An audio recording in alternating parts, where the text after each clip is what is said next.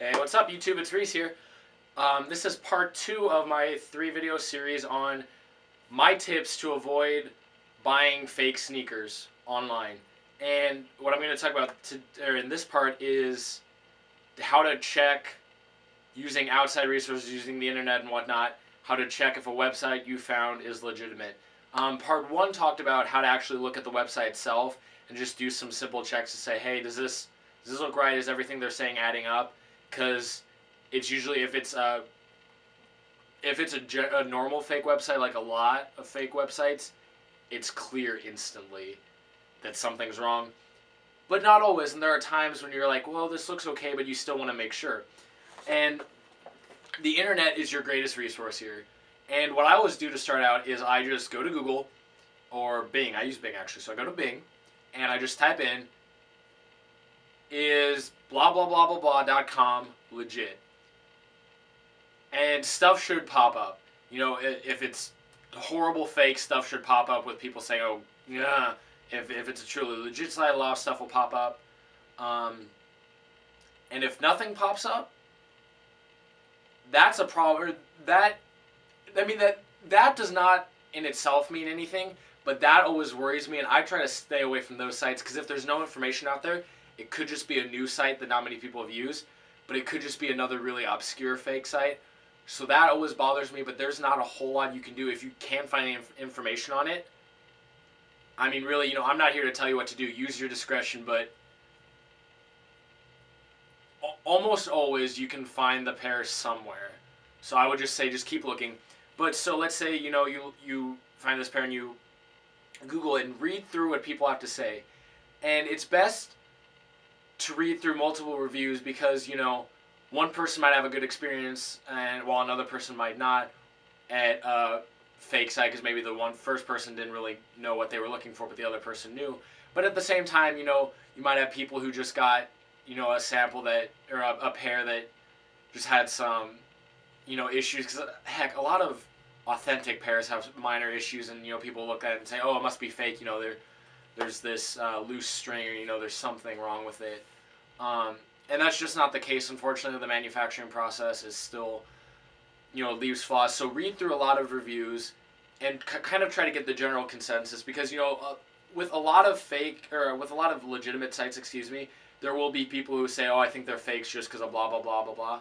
And so really what you just want to look for is a general consensus. And I look for something that almost everything I find is positive. And it's not everything's going to be positive, but if I'm finding like 50-50, that is a turnoff because that just tells me that a lot of people don't really know what they're looking for. Because if there's a lot of people who are saying that they're fakes, I pay a lot of attention to that. A great place to go is YouTube.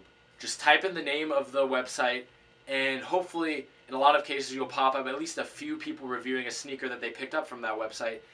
And a lot of times you can see, okay, hey, check this out, I got this totally 100% authentic pair from blah blah blah, and then they'll go through it and show you why it's authentic. Or maybe they'll say, this is clearly a B grade because it's just not up to snuff here, here, and here, but it is an actual Nike product or whatever. Or they'll say, I've got a real pair of Jordan 11 Concords here and a fake pair that I got from blah blah blah blah blah, and I will show you why they're fake. And so that's a great resource. And one of my favorite websites to use when you're checking for fake sneakers is sneakershoebox.com. I believe that's the website. Let me make sure. Give me one sec. Yep, sneakershoebox.com. And what's cool about them is they put out what's called their legit list, and it's got verified retail stores online as well as verified eBay sellers. And so let me finish just talking. I'll finish talking about this, and then I'll talk about some eBay selling stuff and what to look for on eBay also because I've had a little experience there. But these are the legit list is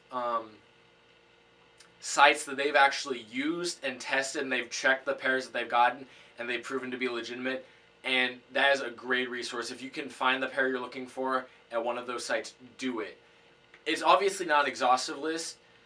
I'm sure there are other sites that sell legitimate shoes other than the handful on the list. but those are ones that you can know have been verified and you can feel comfortable using. Now getting to the whole eBay sellers thing, that's a little more tricky because it's not quite as clear cut. They may just have their products up, so you maybe can't find out as much information about the seller, and that's where you need to go to eBay itself and look at seller rating. I look for 99% positive feedback and above, just because when you're dealing with shoes, you want to be sure, because like I've said, some people may not know the difference, so you want to look for really high feedback, and you want to look for people who had a lot of sales. If they have even if they have 100% feedback, but it's like from 3 people, that doesn't mean they're bad, but you just don't know enough to necessarily trust them for a huge release at least. But there are a lot of eBay sellers that you can look at and read through what people say, because they'll say, oh yeah, I got these were very authentic, very true. They might say I think these were B grades. The box was a little off, but they were clearly true Nike products, whatever. And so just use Google, use eBay ratings, use YouTube, and use Sneaker Soulbox or Sneaker Shoebox. What am I talking about? SneakerShoebox.com.